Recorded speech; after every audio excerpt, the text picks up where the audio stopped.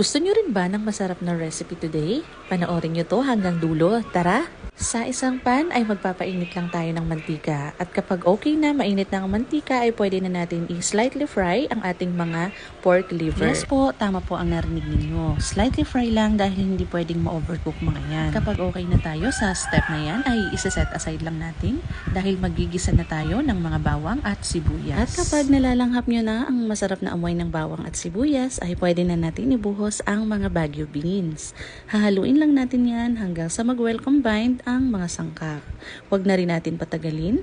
Maglagay na tayo ng 1 pack ng oyster sauce, 1 teaspoon ng paminta, and 1 teaspoon ng paprika para maganda ang kulay ng sauce natin mamaya. At para hindi na nga rin ma-overcook ang ating mga gulay, ay ibinuhos ko na rin ang mga atay na pinirito natin kanina.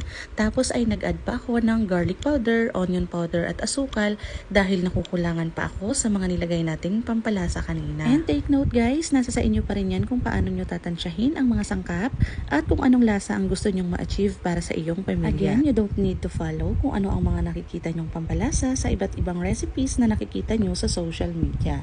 Ito ay karagdagang tips or ideas lang na kung saan ay pwedeng pangpasarap at pangbalansa na rin sa ating mga timpla.